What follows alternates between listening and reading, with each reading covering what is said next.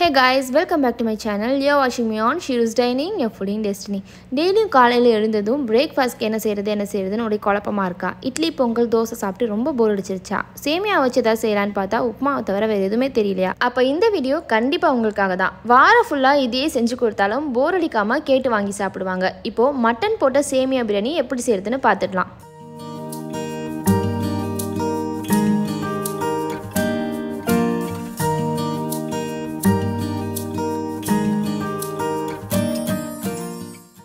இந்த சேமியா பிரியாணி செய்கிறதுக்கு நான் 25 சின்ன வெங்காயத்தை ஃபைனாக சாப் பண்ணி வச்சுருக்கேன். என்கிட்ட டைமும் நிறைய இருந்துச்சு, சின்ன வெங்காயமும் நிறைய இருந்தனால நான் சின்ன வெங்காயம் எடுத்திருக்கேன். நீங்கள் தாராளமாக பெரிய வெங்காயத்திலே செய்யலாம். பெரிய வெங்காயமாக இருந்தால் 2 பெரிய வெங்காயத்தை ஃபைனாக சாப் பண்ணிக்கோங்க. நல்ல பழமான 2 தக்காளியும் ஃபைனாக சாப் பண்ணி எடுத்துக்கோங்க. எப்போவுமே பிரியாணிக்கு செய்யும் போது நல்ல பழமான தக்காளி எடுக்கும் போது டேஸ்ட்டுமே நல்லாயிருக்கும். காரத்துக்கு 2 பச்சை மிளகாவையும் கீறி எடுத்துக்கிறேன். இப்போ ஸ்டவ் ஆன் பண்ணி பிரியாணி பாட் நல்லா ஹீட் ஆனதும் 1 டேபிள் ஸ்பூன் கீ ஆட் பண்ணிவிட்டு 2 கப் பாம்பினோ வெர்மிசெல்லி சேர்த்துருக்கேன். நீங்கள் எந்த சேமியா வேணும்னாலும் சேர்த்துக்கலாம். பட் பாம்பினோ வெர்மிசெல்லிங்கிறது என்னோட ப்ரிஃபரன்ஸ். பாம்பினோ வெர்மிசெல்லியில் ரோஸ்டட் அண்ட் அன்ரோஸ்டட்னு கிடைக்குது. நான் இன்னைக்கு ரோஸ்ட் பண்ணாதது வாங்கியிருக்கனால கீல லைட் கோல்டன் ப்ரௌன் வர வரைக்கும் ரோஸ்ட் பண்ணி எடுத்துக்கிறேன். உங்களுக்கு ஒருவேளை ரோஸ்ட் பண்ண சேமியா கிடைச்சிருச்சுன்னா இந்த ப்ராசஸை நீங்கள் ஸ்கிப் பண்ணிக்கலாம். பாருங்க, இது என்ன அழகாக கலர் சேஞ்ச் ஆயிடுச்சு. இப்போ இது ஒரு பிளேட்க்கு ட்ரான்ஸ்ஃபர் பண்ணிட்டு அதே பேனில் 2 to 3 tablespoon ghee add பண்ணிக்கோங்க. 3 டேபிள் ஸ்பூன் அளவுக்கு sunflower oil or groundnut oil சேர்த்து நல்லா சூடாக விட்டுருங்க. இப்போ இதில் ஹோல் ஸ்பைசஸ் ஆட் பண்ணிக்கலாம். 3 கிராம்பு, 1 துண்டு பட்டை, 1 ஏலக்காய், 2 பே லீவ்ஸ், கொஞ்சமாக சீரகம்,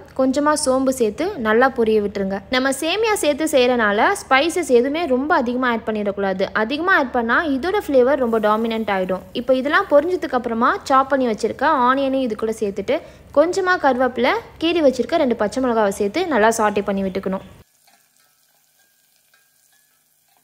லோ ஃப்ளேம்லேயே வச்சு நல்லா டைம் எடுத்து ஆனியனை நல்லா டிரான்ஸ்லூசன்ட் ஆகிற வரைக்கும் சாட்டே பண்ணிக்கணும். இப்போ இதில் ஒரு 2 tablespoon ginger garlic paste சேர்த்து இதையும் நல்லா சாட்டே பண்ணிக்கலாம். ஆல்ரெடி நான் மட்டனுக்கு தனியாக ஒரு 1 டேபிள் ஸ்பூன் போட்டு வேக வச்சிருக்கேன். ஸோ இதில் 2 டேபிள் ஸ்பூன் தாராளமாக இருக்கும். ஜிஞ்சர் கார்லிக் பேஸ்ட்டோட பச்சை வாசம் போனதுக்கு அப்புறமா கட் பண்ணி வச்சிருக்க தக்காளி இது கூட சேர்த்து நல்லா சாட்டே பண்ணிக்கணும். தக்காளி எது ஆனியன் எதுனே கண்டுபிடிக்க முடியாத அளவுக்கு ஸ்மாஷ் ஆகிற மாதிரி சாட்டே பண்ணிக்கணும். எந்த ஒரு ரெசிபிக்குமே டேஸ்ட் நல்லா என்ஹான்ஸ் பண்ணி கொடுக்கறதுக்கு பேஸே இந்த சாட்டே பண்ணுற நேரம் தான். இது நல்லா பொறுமையாக டைம் எடுத்து பண்ணாலே அந்த ரெசிபி நல்லா வரும். இப்போ ஒரு கைப்பிடி ஃபுல்லா புதினா கொத்தமல்லியை கட் பண்ணி இது கூட சேர்த்து ஒரு 10 செகண்ட்ஸ்ல மசாலா பவுடர்ஸும் சேர்த்துடலாம். 1 tablespoon chilli powder, 1/2 tablespoon garam masala, 1/4 teaspoon மஞ்சள் தூள் சேர்த்து நல்லா சாட்டே பண்ணிக்கலாம். எக்ஸஸாக வேற எந்த மசாலா பொருட்களுமே சேர்க்க வேண்டவே வேண்டாம். மசாலா பொருட்களை ஜஸ்ட் ஒரு குயிக் மிக்ஸ் கொடுத்துட்டு 3 டேபிள் ஸ்பூன் கொஞ்சம் புளிப்பான கேர்டு இருந்துச்சு, அதை சேர்த்துருக்கேன். உங்ககிட்ட புளிப்பான கேர்டு இல்லைன்னா 1/2 லெமன் ஸ்குவீஸ் பண்ணி விட்டுக்கோங்க. அந்த புளிப்பு டேஸ்ட்டுமே பிரியாணிக்கு ஒரு நல்ல ஃப்ளேவர் கொடுக்கும். இப்போ வேக வச்ச மட்டனை சேமியாக்கு ஏற்ற மாதிரி குட்டி குட்டியாக பிச்சு போட்டுக்கிறேன். இந்த மட்டனை 1 tablespoon ginger garlic paste சேர்த்து கொஞ்சமாக கல்லுப்பு சேர்த்து ஒரு 4 விசில் விட்டு வேக வச்சு எடுத்திருக்கேன். இப்போ வேக வச்ச மட்டனை இந்த மசாலாவோட சேர்த்து நல்லா பரட்டி விட்டு ஒரு 2 மினிட்ஸ்க்கு லோ ஃப்ளேமில் வச்சு மூடி வச்சிங்கன்னா இந்த மசாலாவோட ஃப்ளேவர் இந்த மட்டனில் நல்லா இறங்கியிருக்கும். லோ ஃப்ளேமில் தான் இருக்கணும், ரொம்ப நேரம் விட்டுறக்கூடாது. தண்ணி எதுவும் சேர்க்காதனால கண்டிப்பாக அடி பிடிச்சிரும். 2 மினிட்ஸ்க்கு அப்புறமா ஓப்பன் பண்ணி மிக்ஸ் பண்ணி விட்டு பார்த்தீங்கன்னா மட்டனோட மசாலாவும் மசாலாவோட மட்டனும் நல்லா மிக்ஸ் ஆகிருக்கும். இப்போ இது கூட நம்ம ஆல்ரெடி கீல ரோஸ்ட் பண்ணி வச்சிருக்க பாம்பினோ வெர்மிசெல்லியை சேர்த்து இதையும் நல்லா மிக்ஸ் பண்ணிக்கலாம், தண்ணி ஆட் பண்ணிக்கிறதுக்கு முன்னாடியே.